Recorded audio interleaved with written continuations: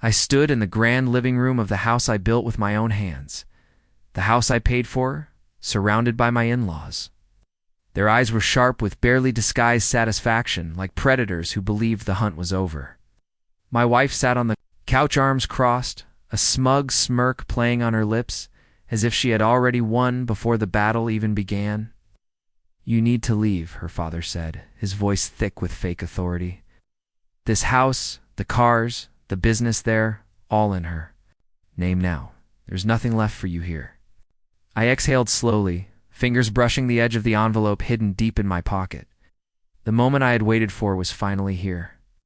I met their gazes one by one, my wife, her father, her mother, and that useless brother of hers. They thought I was broken, defeated, beaten. They believed they had won. They had no idea what storm was about to hit them. It all began 6 months ago.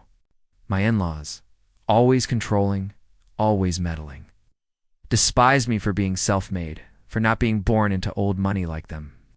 When they pushed the idea to transfer all my assets into my wife's name, disguised as a mere formality, I should have seen the trap. But I played along, letting them believe they were pulling the strings. Letting my wife stroke my arm, whispered how much she loved me, how this was just paperwork, how everything would still be shared. I saw the hunger in her father's eyes when I signed those papers. I saw the victorious curl of her mother's lips and that pathetic brother grinning like a fool, thinking he'd inherited a kingdom. They believed they'd stripped me of everything. But they forgot one thing: I read every document before I signed it. The night I discovered the affair, I felt nothing. No rage, no heartbreak, just a cold, sharp clarity cutting through the fog. She thought she was clever, hiding her betrayals behind business trips and late meetings. But people like her always slip up. A phone left carelessly on the kitchen counter. A whispered conversation ending abruptly as I walked in. That's when I knew this was never just about greed. It was about erasing me. While she lay beside me, blissfully unaware, I stared at the ceiling and made my decision.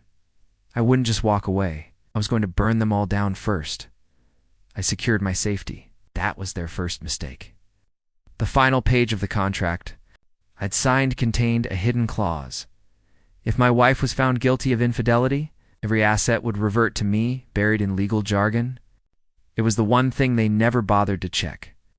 I spent weeks gathering evidence, photos, videos, bank transactions enough to bury her lies forever.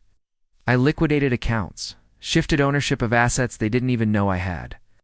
And then I waited now, standing before them in this room filled with their smug faces. Her father repeated, sharper and more impatient this time, "You need to leave." I pulled the envelope from my pocket, deliberately slow, letting the tension stretch. Tight. Then I tossed it onto the coffee table. "What's this?" My wife scoffed, snatching the papers and scanning them. Her expression flickered amusement, confusion, then pure horror. "Surprised?" I asked, tilting my head with a cold smile. "You shouldn't be. You were so eager to take everything from me, but you never thought I might have been a step ahead." Her father snatched the documents from her hands, face turning a furious red as he read. "Infidelity clause," I said, savoring the words that made them flinch. "Everything you tried to steal, it's mine again." Silence slammed down like a hammer. Then came the fury. "You bastard." Her brother lunged at me, but I stepped aside smoothly, watching him stumble like the fool he was. "You did this on purpose," my wife whispered, eyes wide with disbelief. I leaned in close, my voice low and ice cold. "Of course I did." Her mother grabbed her husband's arm, desperation seeping into her voice. "There has to be a way around this. There has to be." "There isn't," I cut her off. "It's ironclad. You'd know that if you had actually read what I signed." Her father slammed the papers on the table. "This won't stand in court." "We have better lawyers than you could ever afford," I smirked. "Oh, I doubt that, because that's the second part of my plan. The media. The public exposure. By the time you try to fight me, every sordid detail, the deception, the fraud, my wife's affair will be splashed across headlines, dragging your precious reputation through the mud." And then I played my final card. "You have 24 hours to leave this house. My voice was calm, quiet, but it cut through them sharper than any scream. I want you out. My wife's mouth opened and closed, but no words came.